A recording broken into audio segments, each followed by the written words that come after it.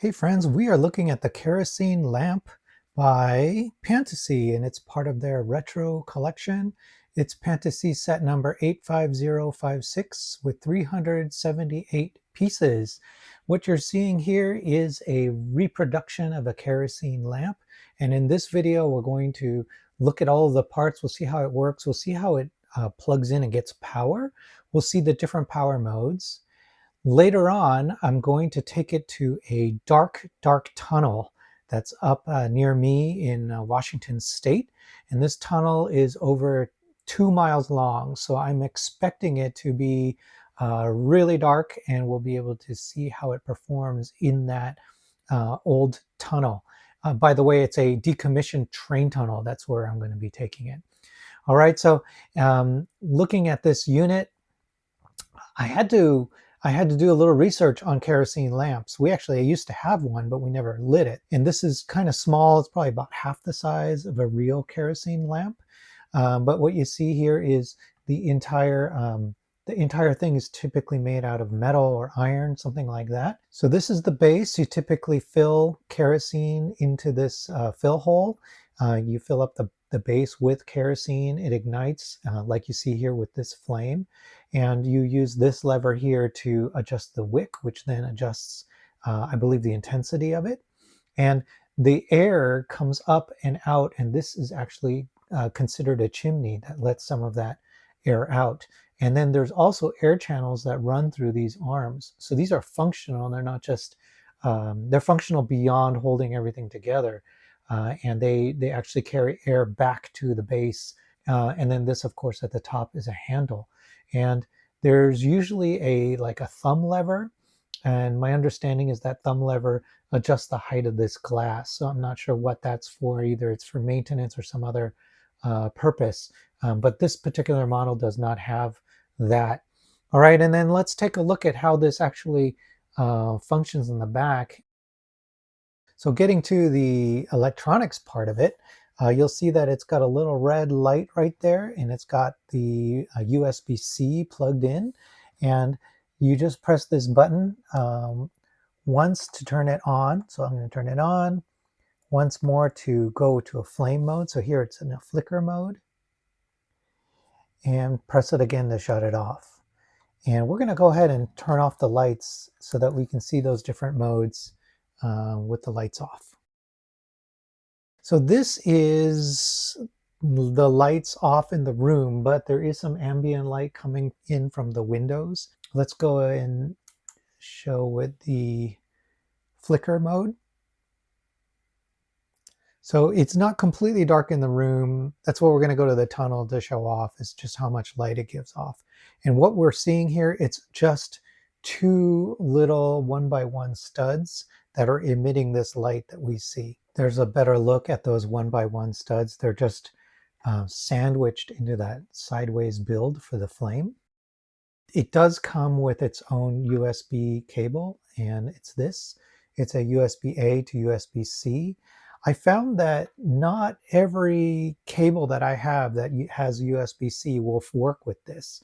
I have about 5 different USB-C cables, and only this one worked with it. And then, of course, the one that it came with works with it, which was a little bit strange. And I also tried to hook it up to a power supply. Like I have this power bank, and it will not work for more than about 10 seconds. I think because it's drawing so little power that the power banks just shut off. And I tried it with 2 different power banks and got the same results. While we're here, we can look at the finish, right? So this has a beautiful, like a bronze finish to it. It's got a bronze, like metallic to it. And they did some amazing, really pretty good shaping at the bottom just to kind of create this curvature. Everything is got that bronze color, even this axle coupler right here. This is a printed piece. Everything in here that you see that's a decoration is a print. I believe that's the only decoration is right there on that cap. My model did have this minor blemish right here that you see, but otherwise the finish on it is really good. And I didn't mind that, and almost made it look like I had a little bit of a patina. The things that are not that kind of metallic finish are just in brown. So there's a couple of brown pieces that are hidden in here. For example, these are brown, these hoses that run end to end. There's 4 of those. And they did a good job with these guys too. They're just the right pieces to use for that. They do have a couple of like flower pieces here and here. Those are the metallic pieces. And then a lot of these circular pieces all stacked up to pretty good effect, get you all the way up to the chimney. So I think that's really well done. The other place that's notably brown is the handles. These are all completely brown pieces here. And you can lift it from the handle too. So we're going to do that. I wasn't sure if you could, but yes, you can. So you can lift it. It's fairly secure. It's got a ball joint there, and I think it's maybe a ball joint or axles here. Here is a minifigure for scale.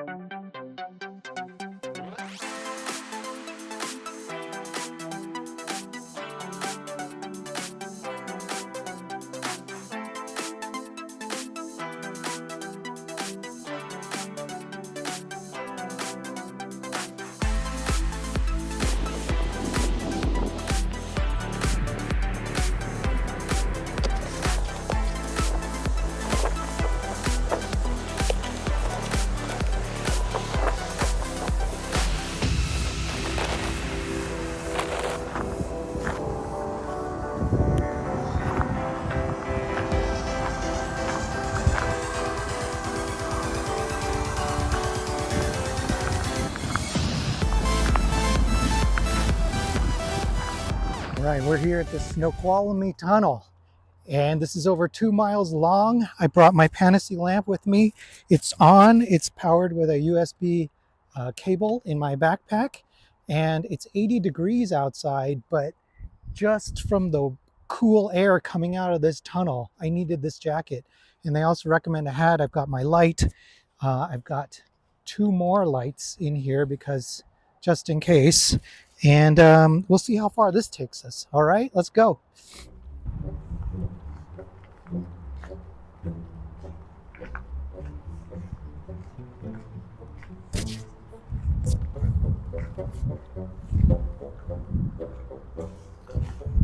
All right, this is serious.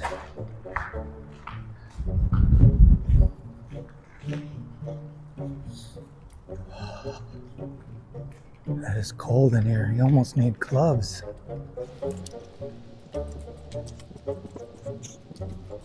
Not even that far in, and it's dark. Almost no light now.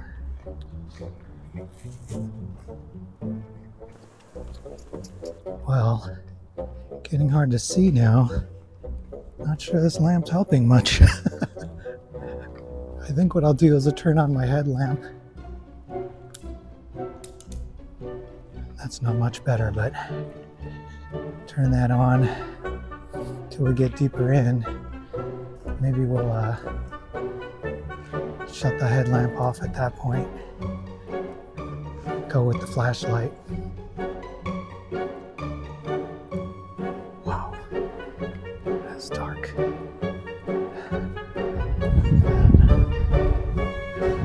That is dark.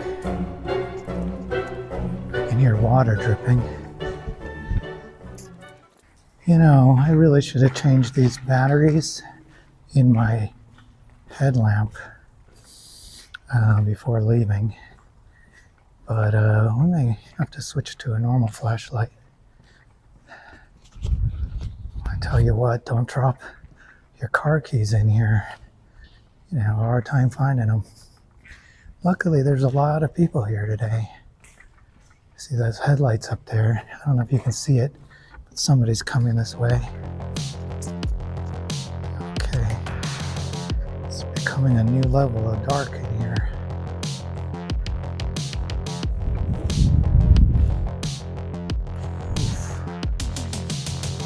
I think I'm going to have to turn on my other light.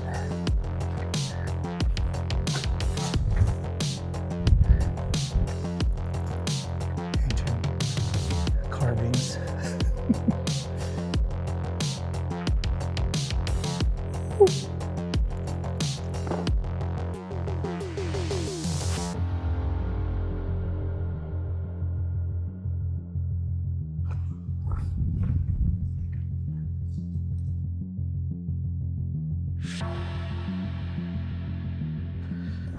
right, so just roughly gauging, I think I might be halfway. I was following that light that you see all the way down there, thinking that it was a flashlight coming towards me, but it's only getting bigger, it's not moving. I realized that's probably the other end of the tunnel. And then I can still see that side of the tunnel, the one I came in from, that on that side. So there isn't a pitch black, and if I had to guess, this is kind of midway. But here's the lamp. It's been holding up pretty well. Oh, hey, this little piece came off from the weight, but it is holding up pretty good. And it's putting out an okay amount of light. Let's back up a little bit. You can see. Oh man, it is dark in here. Cannot see anything. How much light does it put off exactly? Let's take it over to the wall. You can kind of see a little bit of light here. I mean, it is definitely the brightest thing in here. We'll say that for sure.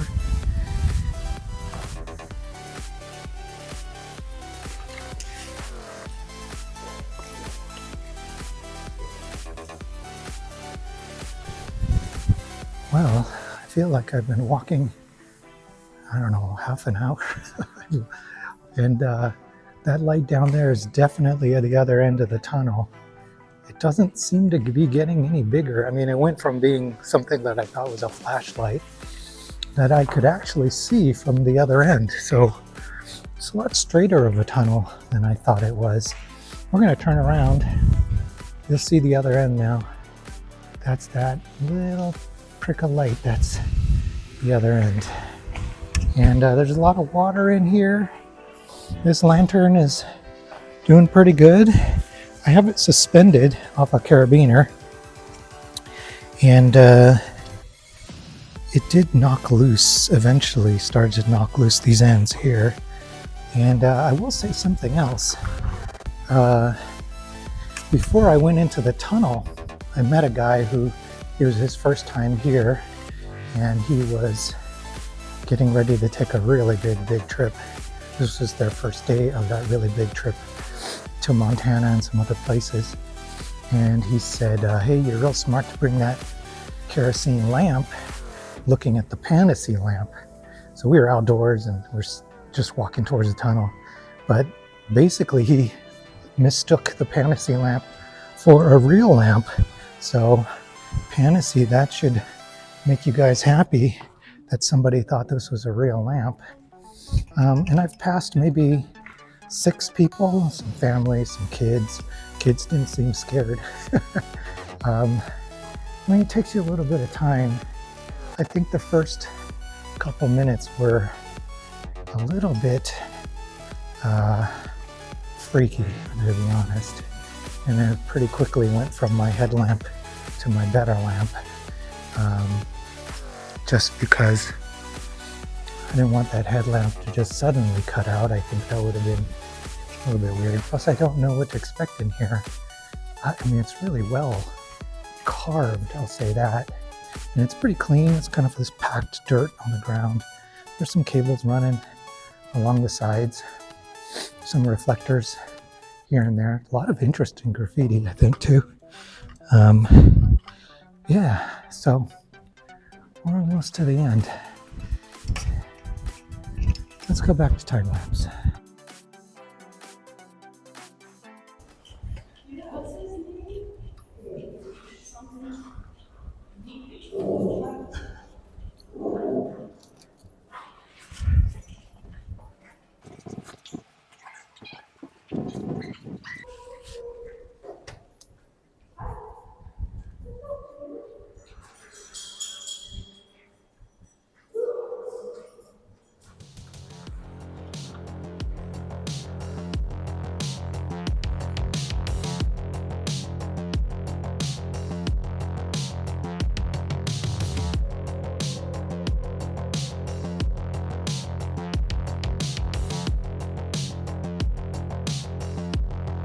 All right, friends, I made it through. The Pantasy kerosene lantern did phenomenal, and we made it through. It was a fun way to get through that tunnel, and it is kind of hot on this side. It's like 80 degrees. I'm gonna take off my jacket. put this in my backpack, and I'm going to go back through because that's the only way home is back through the tunnel. I've been keeping an eye on my flashlight too, just in case, but we're good to go. All right. So final thoughts. I really do like their retro collection. Some of the things in the retro collection are maybe a little bit too antique for me. Like the sewing machine is maybe a little too antique, but this one feels like it has a bit of nostalgia. At least for me, it just kind of comes from that Americana period that you think of, like westerns and Little House on the Prairie and things like that that I grew up on. So because of that, I really enjoy this one. It feels like something you show off and you display. I also just love this finish. It's just so beautiful, and it's got that luster to it. So yeah, can I recommend it? For sure. It's really nice. It's a quick build too. At only 378 pieces, you can build it in an evening. And then if you have a USB power supply, like a wall supply, you can keep powering it. It'll do just fine, and you can keep it on indefinitely, which is really terrific. All right, so there's my look. Like the video if you like it. Hit subscribe. I'll be able to keep showing you or bringing you interesting sets like this. Oh, and I want to thank Fantasy for sending this to me. Okay, thanks so much.